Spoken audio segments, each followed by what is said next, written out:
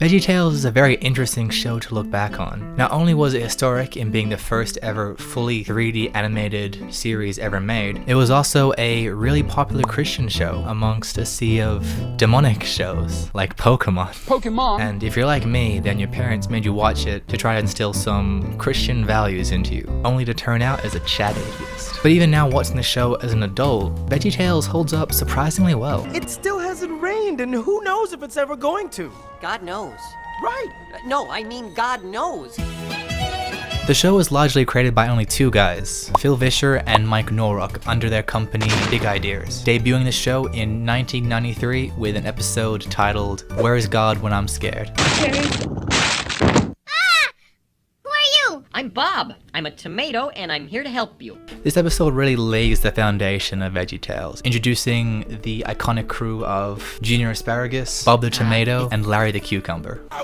Larry is the best character. Not only is he my favorite in like almost all the episodes he's in, he also does some staples of the show, such as Silly Songs with Larry, and also Larry Boy. I sure hope the rest of Bumbleberg is having a better day than I am.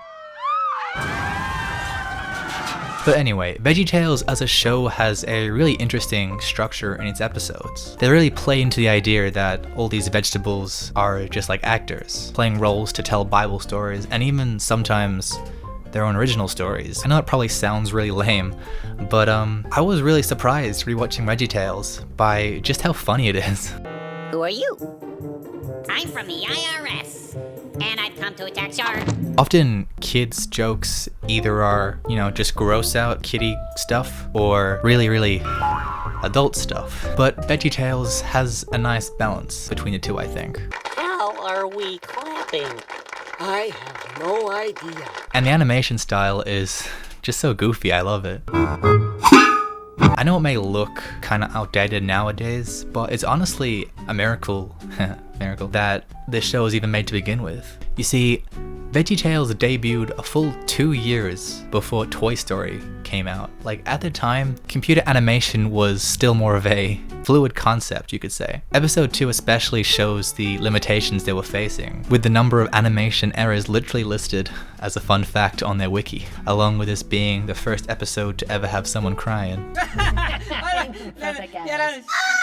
But really interestingly, the technical limitations are actually why Big Ideas used vegetables to begin with. At the time, they literally couldn't animate limbs, so they had to minimalize the design to these, basic shapes, which I genuinely think is really cool. Artists making creative workarounds to obstacles or limitations, I feel like always just adds so much charm to the end product, and it's something you just can't fake, because sometimes too much technology isn't always the best thing. This is disgusting. But along with the jokes, watching the biblical stories also kind of read differently nowadays, since they obviously had to, round off the edges of some of the more mature Bible stories. Because there are some stories like David and the Giant Pickle, where it's like, okay, I can see how that works, add a little song in there, have a clip of David throwing the rock at the person. It's perfect. But then there's episodes such as King George and the Ducky. Now this episode follows the story of King George, who sees Junior Asparagus playing with a rubber duck that he wants, so he sends him to the front lines of the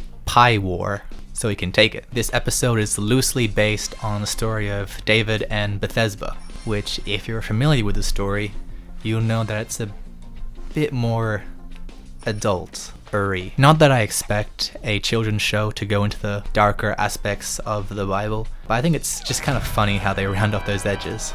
It's like, why is God flooding the world? Why are you building it? No, Dad, it's Don't worry about it. Vegetables literally float. I'm sure that Archibald Asparagus is fine. He's fine. He's just having a little swim. But I can't be too cynical. The lessons taught in this show are all pretty solid. Don't lie, forgive others, don't be too greedy. All valuable things for kids to learn. I really rally behind Christian messages of love and forgiveness, because sometimes Christianity is used to promote anti-gay sentiment and other stuff I don't really agree with, like AI Jesus.